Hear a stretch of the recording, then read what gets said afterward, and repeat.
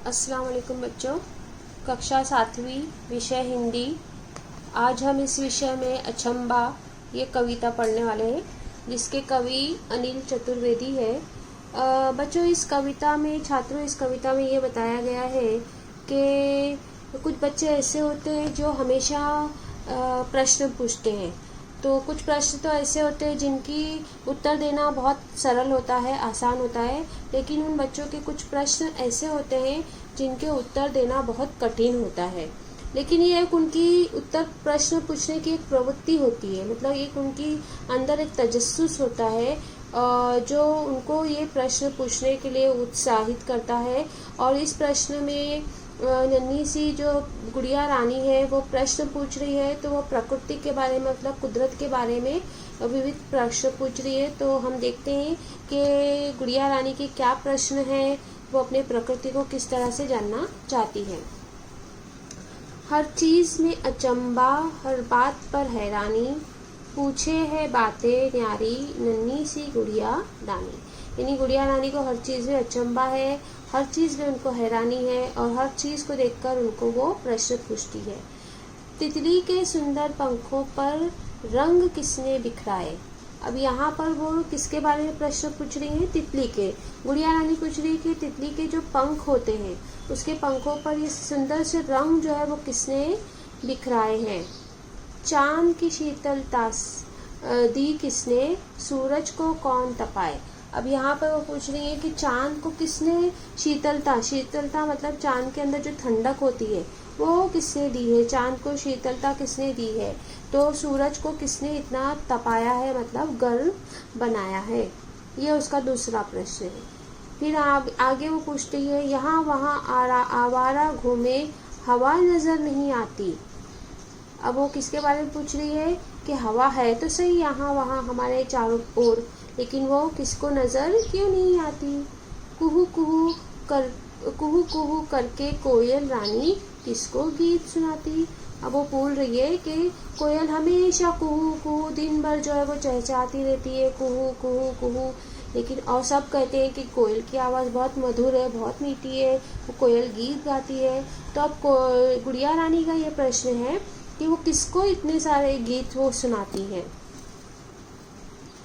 आगे वो पूछे हैं बातें न्यारी, नन्ही सी गुड़िया रानी। न्यारी मतलब सबसे अलग। ये बातें कौन पूछ रहा है? गुड़िया रानी पूछ रही है। फूलों में किसने छिड़की खुशबू भीनी भीनी। देखो, आप और हम अक्सर फूलों को देखते हैं और हमारा मन प्रसन्न हो जाता है, हमारा मन खुश हो जाता है। लेकिन गुड़िया रानी के मन में फूलों को देखने के बाद ये प्रश्न निर्माण हो रहा है, ये प्रश्न आ रहा है कि इसके अंदर जो भीनी भीनी खुशबू है वो इसमें किसने छिड़की है। क्यों करता रहता है कौवा सब पर नुक्ताचीनी। अब वो कौवे के बारे में बोल रही है कि कौवा काए जो करता है, तो वो उसको लगता है कि ये किसी को नुक्ताचीनी कर रहा है, मतलब किसी के बारे में, किसी को तनकीद कर रहा है, किसी के बारे में जो है वो बुरा बोल रहा है। तो क्यों, किसको करता है ऐसा। इंद्रधनुष में क्यों नहीं होते रंग 7 से ज्यादा। यहाँ पर आपको बता दे रहे हैं, आपको ये इंद्रधनुष दिखाई दे रहा है, जिसको हम रेनबो कहते हैं और उर्दू में हम धनक कहते हैं। तो इसमें 7 ही रंग क्यों होते हैं, 6 क्यों नहीं होते, या 7 से ज्यादा 8 क्यों नहीं होते। ये उनका प्रश्न है नन्ही सी गुड़िया रानी का। कभी कभी क्यों आसमान में चंदा दिखता आधा। अब यहाँ पे तो एकदम अजीब सा सवाल है कि भाई कभी तो चंदा मामा आसमान में जो है पूरे दिखाई देते हैं, कभी आधे दिखाई देते हैं, कभी दिखाई नहीं देते। तो ऐसा क्यों है। मैडम कहती सिर ना खपाओ, बंद करो शैतानी, पूछे है बातें न्यारी, नन्ही सी गुड़िया रानी। और जब मैडम उनसे, नन्ही सी गुड़िया रानी इतने सारे प्रश्न पूछती है जिनके उत्तर देना किसी के लिए भी संभव नहीं है, किसी के लिए भी आसान नहीं है, तो मैडम उसके प्रश्नों से तंग होकर उनसे कहती है कि जाओ मेरा सिर ना खपाओ और अपनी जो ये शैतानी है, ये प्रश्न पूछना जो है वो बंद करो।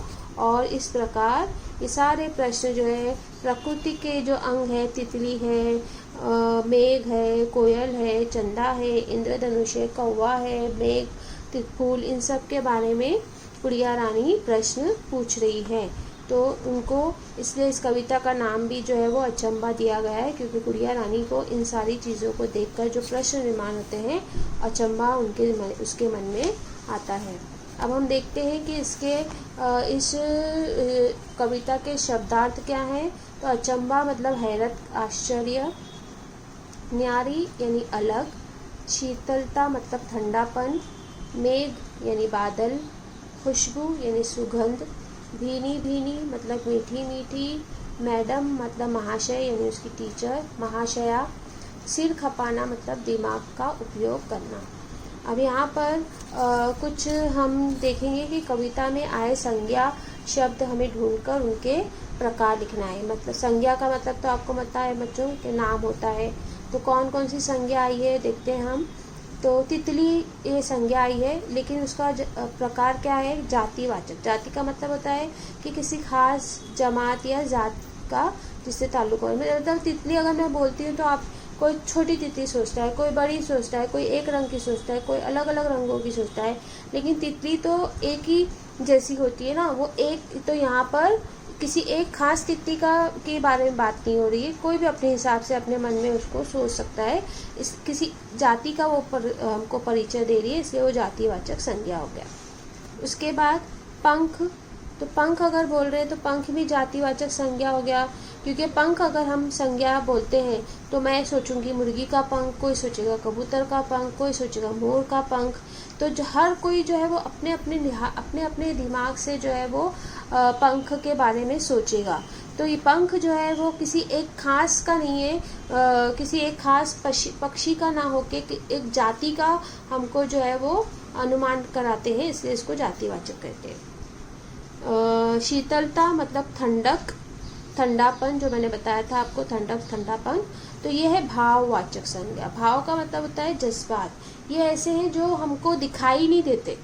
जैसे ठंडापन जो है वो हम महसूस करते हैं, हम उसको देख नहीं सकते, तो इसके लिए भाववाचक। जो जज्बात जो होते हैं वो हम महसूस करते हैं, हम देख नहीं सकते, इसलिए भाववाचक।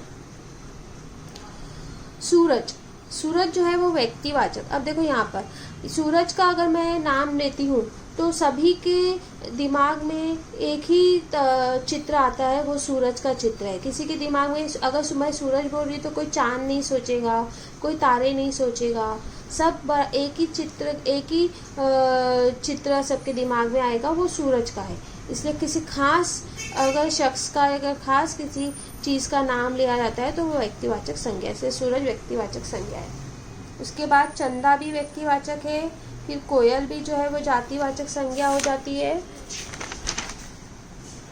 अब आगे है कि कविता में आए विशेषण आपको ढूंढना है और उसके भी आपको जो है वो प्रकार बताना है। जैसे विशेषण का मतलब होता है खूबी, खामी, सिफत। ठीक है, न्यारी में ये गुणवाचक है, क्योंकि ये गुण है, हम इसको महसूस कर सकते हैं कि वो बहुत प्यारी है, न्यारी है। हम उसको जो है वो छू नहीं सकते, हम उसको जो है वो हाथ नहीं लगा सकते उसकी इस खूबी को, तो ये गुणवाचक है। उसी तरह से सुंदर भी गुणवाचक है, भीनी भी गुणवाचक है। सात, सात का मतलब होता है एक नंबर है।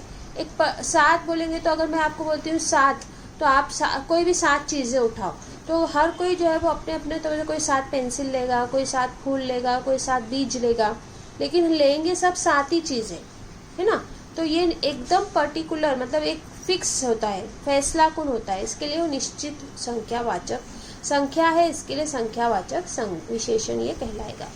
अब इसमें अगले है कि कविता में आए शब्द युगम ढूंढकर लिखो।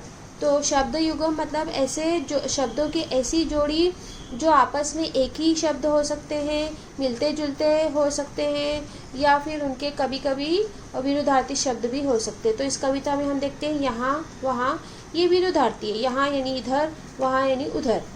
ठीक है, लेकिन ये एक साथ आए हैं, ये शब्द की जोड़ी है, इसलिए ये शब्द युगम है। कुहू कुहू भी, भीनी भीनी भी और कभी कभी भी, ये सब क्या है, शब्द युगम है। तो बच्चों इस प्रकार से हमने कविता को समझा और कविता के कुछ प्रश्न उत्तर, कुछ जो है वो प्रश्न उत्तर तो नहीं है, लेकिन कविता में आए कुछ शब्दार्थ और व्याकरण को हमने सीखा। इंशाल्लाह जूम पर हम कविता का वाचन करेंगे। अल्लाह हाफिज़।